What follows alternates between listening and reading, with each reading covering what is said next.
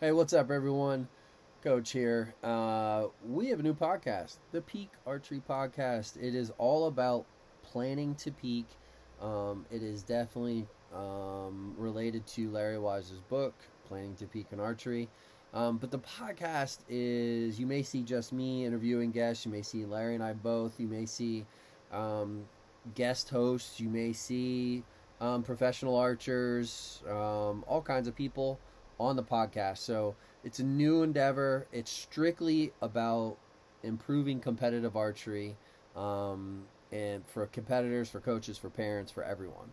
So, but also highlighting Larry's book and sections of Larry's book and how to implement that plan. So, I hope you enjoy it. Enjoy episode number one. It's kind of like I said, a new endeavor on an old format, and I hope you enjoy this episode.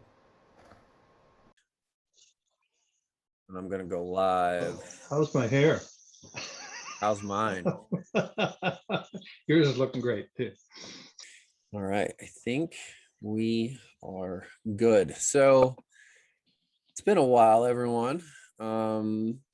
Since you've seen me and Larry together on a podcast outside of the Bearbow Project recently. So welcome to what the new Peak Archery podcast. This is a little bit of a collaborative effort to from myself and Larry, and the goal here is we're going to highlight Larry's book, Planning to Peak in Archery. Obviously, you guys figure it out there. Figure it out there. Way to go, Frank. Way to go, Frank. Look, it all works out. You see, figure that stuff out. But this podcast, everybody knows me from the Bearbow Project. That podcast has blown up quite a bit in the last year or two. But the Bearbow Project is geared 90% toward Bearbow. But a lot of the stuff that we do on there is transferable, or in its own right is capable of being discussed in other formats, really targeting, key terms here, people, targeting compound, Olympic recurve, and Bearbow all in one podcast, specifically really getting after compound, because let's face it, Larry, there's no podcasts out there that are talking about this stuff. No.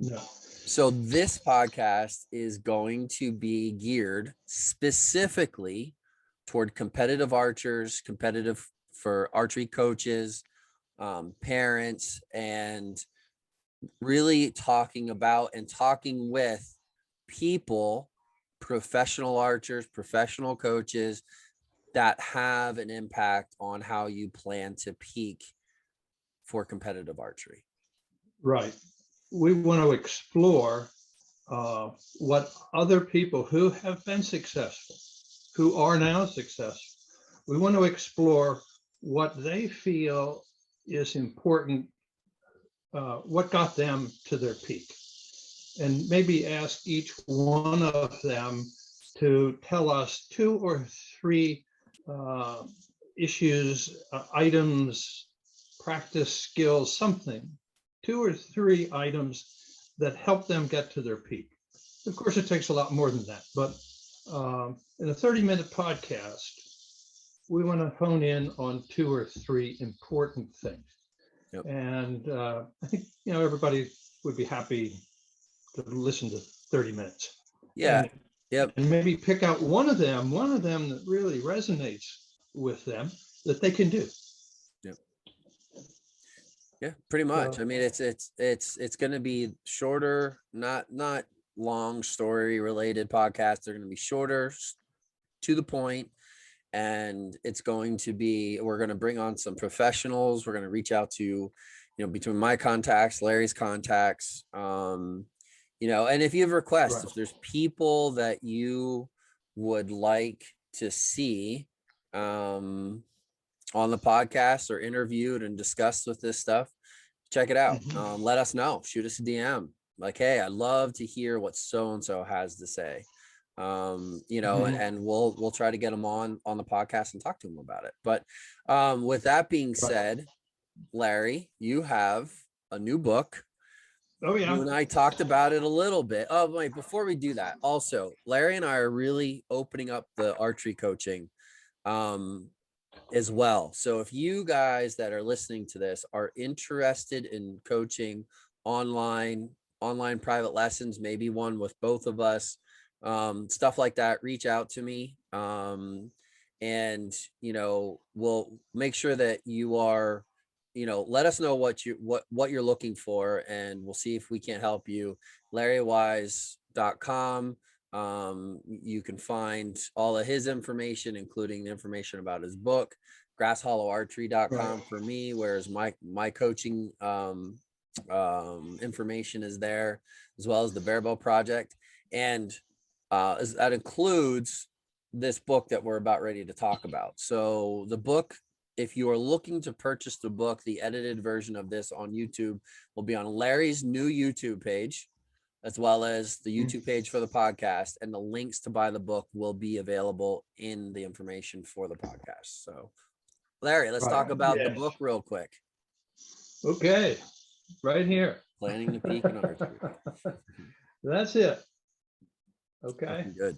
And as I said before, when we did the podcast for Bearbow Project things, I spent over 3 years writing that, and the ups and downs of dealing with publishers, etc. Yeah. It just you really got to stick at it. You really do. And it got several different rewrites and different directions for the book, but I'm really happy how it turned out. Good. And I speak directly to coaches and athletes as well. What are the components of the mental game? What do you have to do? And it's no mystery. Mental game is not a mystery. There are easy things that you can do yourself. If you have a coach, great, that helps. And if you are a coach, I outline the different things and ways to do them, the different aspects of the mental game. There are many, not just what goes through your mind when you're standing there shooting an arrow.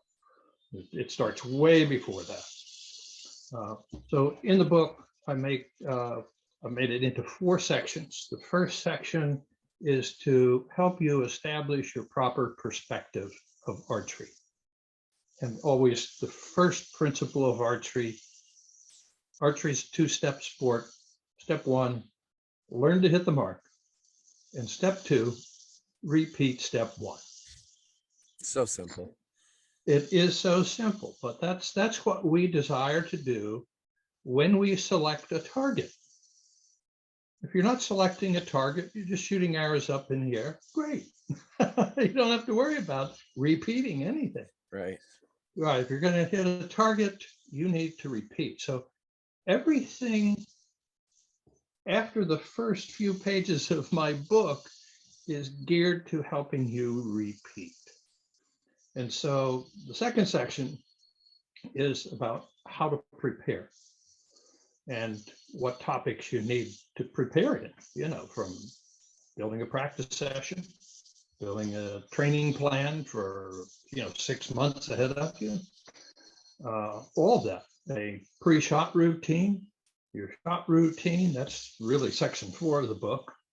A post-tournament evaluation, all of that. Setting goals, right? Writing self-talk statements, positive self-talk statements. Which is what we're talking about today. You're planning to not use the negative self-talk statements that we all do, but catching yourself immediately and then filling in with a positive. We'll talk a little bit more about that here in a minute.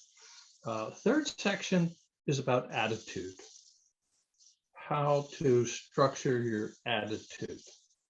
And I think there's 5 chapters in that section. And the 4th section is about your focus ability, your conscious focus ability, and your visual focus ability. That ties right directly into your conscious focus. Yeah. And of course, that gets to a project I'm involved in, collecting data for what is known as the trait of quiet eye. the stillness of your visual focus. I like to call it on target gaze. It's what your eyes are doing the last second or two before and during the release of the arrow. That is critical. And so I'm working with a sports psychologist from Florida, University of Florida, and we collected some data. We're going to be talking more about that. We'll have him on. Yeah. And when we get some data put together, that would be a great talk. So conversation. Right. So 4 sections to the book with specific help for it. One simple thing that we can talk about now is writing positive self-talk statements. Anybody can do it. Everybody should do it. And have you done it? It's just a piece of paper and a pencil, right? Or your phone and typing in a few into a little file. Mm-hmm. That's all it takes. And if you need help, of course, I give you examples in my book, but if you need help about positive self-talk statements, just search positive self-talk statements and you come up with hundreds of little articles to help you do that. Yeah. But you ought to have written on a little 3x5 card in your quiver. 100% doing that. 3 or 4 good ones. Yep, absolutely. Yeah. And when things get a little confusing out there on the range, like whenever you're shooting bear bow at a field range and you stick one in the bale above the target face, Frank, then 80 yards. I saw the picture. 80 yards. I did it not once, but I did it twice at 80 yards. The exact same spot. Yeah. Just a little high. 80 yards bare bow at a centimeter face is it's a difficult task. That's one of the great memories from my youth, shooting bear bow. Yeah, that's all there was back in the late 50s, 1960. Yeah. Bear bow. Yep. A couple of them, not to derail the conversation, but I have such a profound appreciation for field archery after NFA this weekend.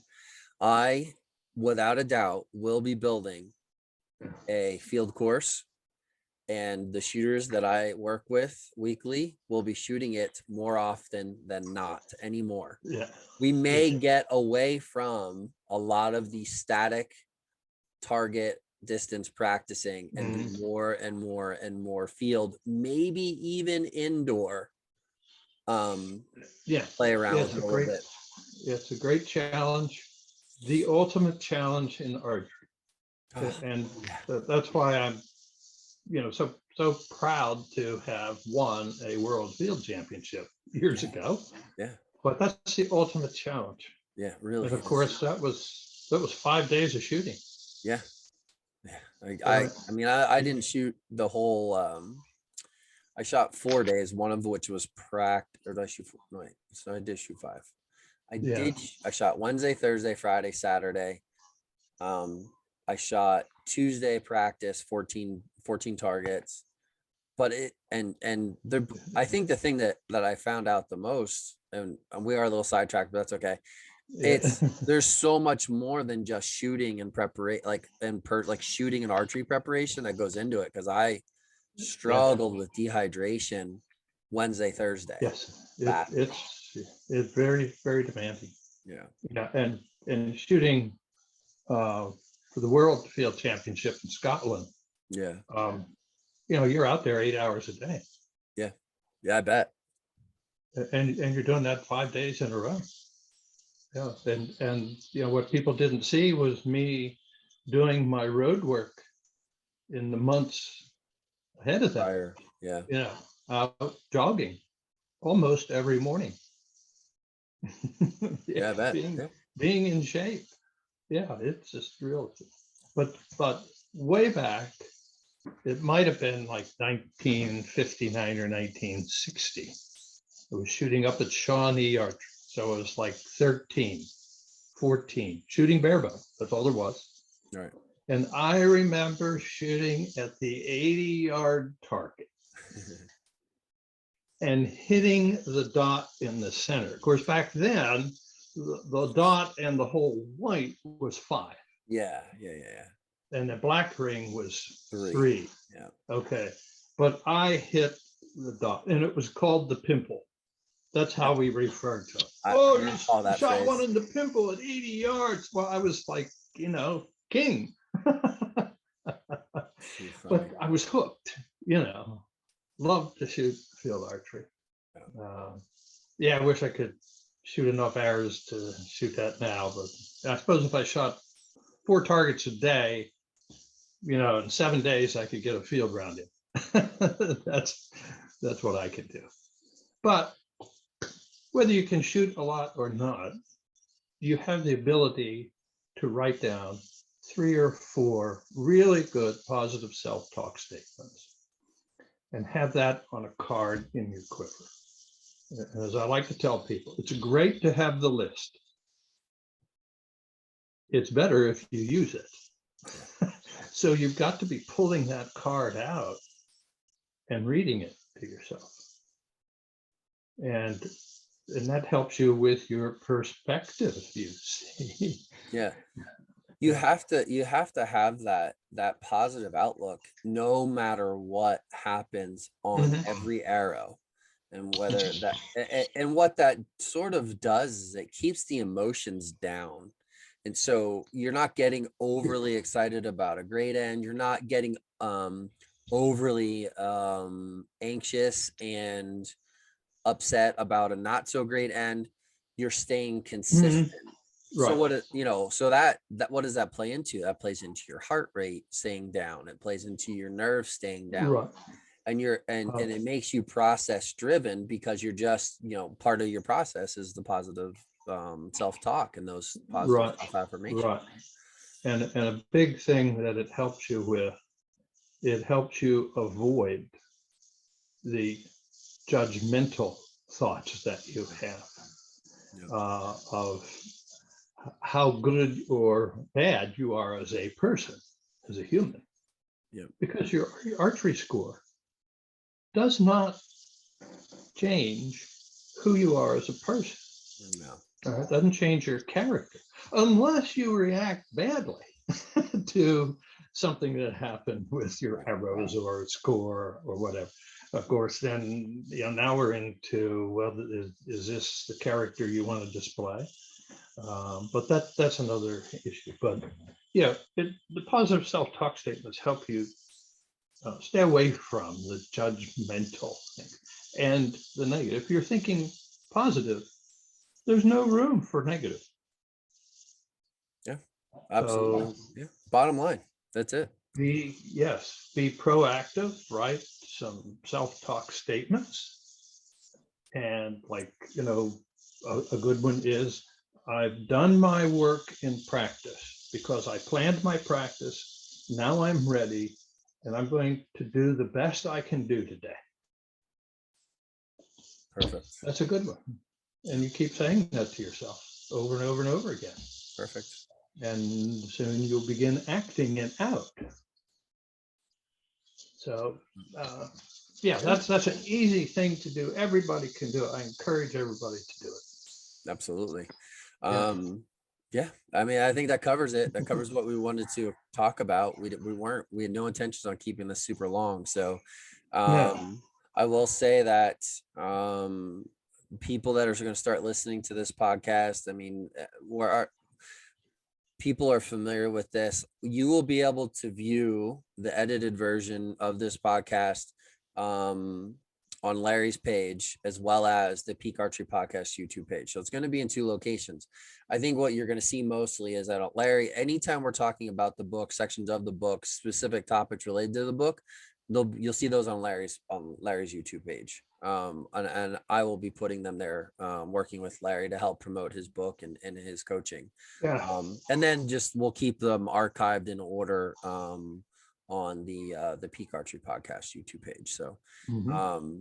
but yeah, and it's again, if as we go through, if you have topic ideas, things that you think need to be discussed, you know, that we'll keep it. But our goal with this podcast is strictly geared toward competitive archery, learning to peak when it's necessary, constantly improving, helping shooters and coaches develop into being better participants within the sport. That's what it Yeah. is. But if you're doing that for your target archery, you're going to be a better hunter. Sure thing. Sure thing. Well, So, I hope we draw some more of the hunting side yeah, to this podcast, because they, a lot of people are listening to these other podcasts that turn into like more like tuning discussions, and sometimes like I feel like a lot of the bow hunting community puts the cart before the horse when it comes to, oh, my setup, and I'm like, well, can you shoot 30 consistent arrows, like truly consistent, yeah, correctly excuse me, focused, on point, perfect arrows with zero distraction? Can you yeah, do that, or are you like going down the rabbit hole of tuning, but you're not spending enough time tuning this in your shot process? yeah. It's back to the first principle again. Yeah, Man, learn to shoot when it and you repeat draw it. back on a game animal, you better be able to repeat what you do in practice. Yeah, And that means physically and mentally, your thoughts have to repeat. yeah, And yeah, of course, when the big buck is standing there in the front of you, you you can get yeah, sidetracked in your thinking. yeah. You need to And be hyper in the present. yeah, You need to distinctly be in the present moment and execute. That's it. That's all that matters. Like, even mhm, hitting the animal doesn't matter. Execution is the only thing that matters. And I think that's one yeah, of the toughest things to get across to bow hunters, especially new yeah, bow hunters or guys who have never shot competitively. It takes years and years and years of shooting at animals to get super confident and comfortable.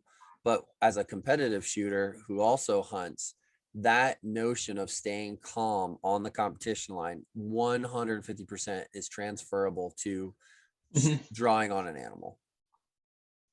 Forget yeah, the yeah. environment, the environment. Yeah. So you must focus on what you have control over, and that is uh, holding the bow and executing the release. Yeah. Now, once again, after the arrow leaves the string, you don't have control. Yep. Yeah.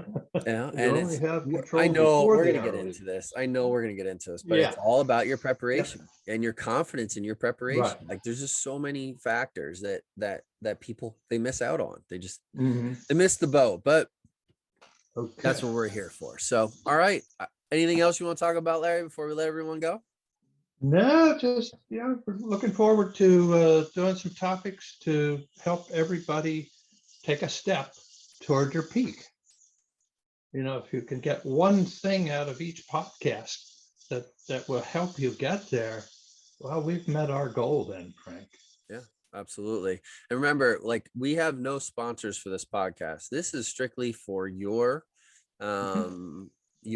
benefit and a way for us to help grow the sport.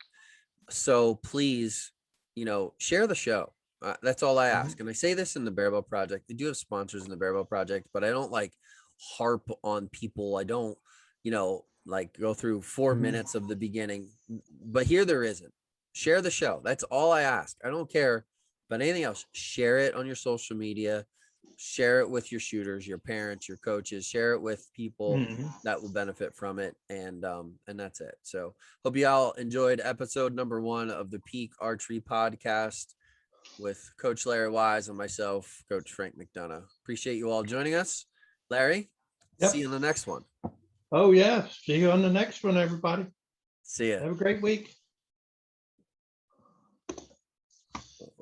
Stop. All right. Live stream is over.